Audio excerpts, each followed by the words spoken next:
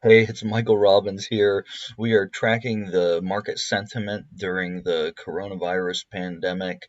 Who's getting it right and who won't?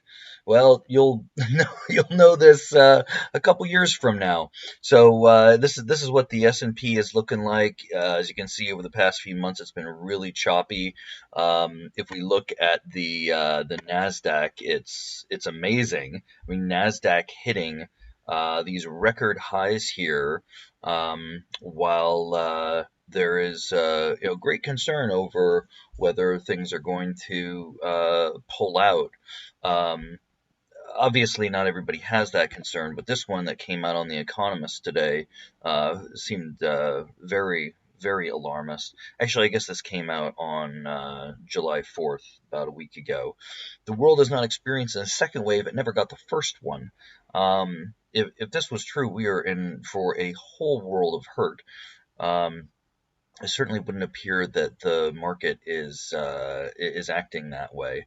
Um, Over here on CNBC, real-time data showing widespread economic damage. Um, Now, the economic damage is twofold: businesses being closed and people out of work and not having as much income. Nevertheless, things are opening up. Out here in Washington, I went to a restaurant for the first time in 4 months yesterday, um, and it was a surreal experience. It was about a third full and kind of a small town. Um, really good food and really enjoyable. Economic damage appears to be spreading widely, regardless of where cases are concentrated. Again, it sounds very alarmist that it really seems to be disconnected with the market. Um, this was kind of interesting. Nevada rolling back some of its reopening plans because they really were. Vegas was trying to reopen, and it looks like they may backtrack on that a bit. Um, Over here on Market Watch, talking about how the earnings are set to plunge, but the markets probably already accounted for this. I don't think this is going to come as any surprise.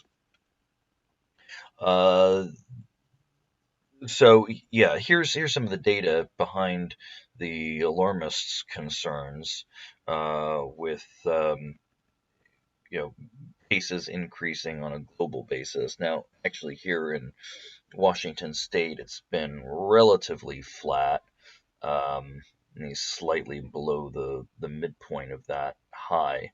Yeah, and then here you've got another one. Get ready for the stock market bubble to burst. We look over at Fox yet. Not much broad speculation on the market here in Fox.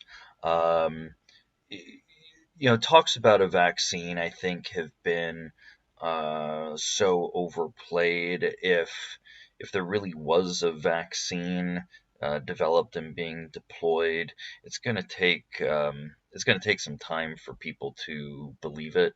It feels like there's been kind of a lot of false starts or false hope about that. Um, and yeah, finally over here, over on Seeking Alpha, whistling past the graveyard. Yes, cracks emerge as the rally continues. Um, but obviously, if the market never had this correction, it might really seem insane. But essentially, it's like the market is trying to say that the coronavirus, set the economy back 6 months.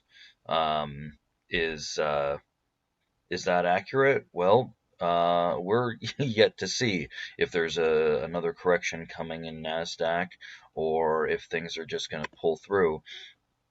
But This article here, it's a fair bit about real estate, which has been surprisingly robust. There was a recent article suggesting that because of the lockdown and pent-up demand in March, that that's why things have remained strong. But when it kind of turns through that, there's some softness expected in real estate in the fourth quarter.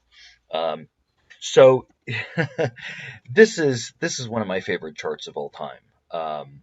And you can see the source from up here from REIT.com. So this is actually going back to the last major market correction, 2008, 2009, and showing the beta, kind of ranking the beta, right? So the lowest beta sectors are on top.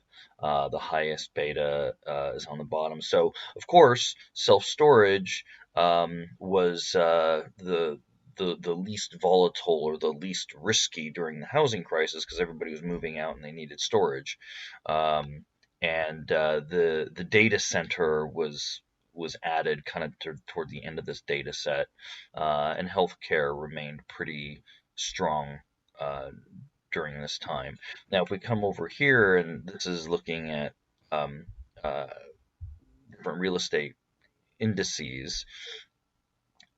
There we've got data center, relatively strong, storage, relatively strong. Um, they don't have a line called infrastructure, so maybe that'd be partially timber. Um, Healthcare, yeah, expect that to be a little bit stronger, but still, the performance of these sectors, it does seem a little bit predictable in the context of what we went through with the last adjustment.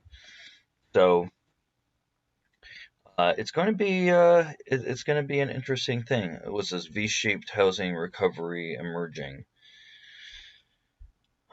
I think, yeah, that if we get through the fourth quarter without any major softness, that could have validity.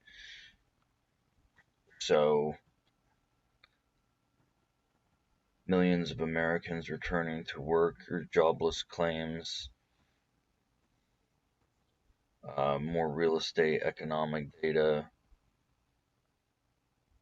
commercial data. So, it's like every time I think that, okay, well, maybe we've pulled through, the Nasdaq's at an all-time high. The questions about analyst and market sentiment during COVID, this is no longer really a question and a concern, and I should stop making these videos. And then you get some alarmists saying that we're not even through the first wave yet. So, yeah, until we are clearly through this, I'm going to keep kind of tracking what people are saying, and in a few years from now, if anybody looks back and reads this and wonders uh, what people were thinking, well, at that point, you'll know hindsight was 2020.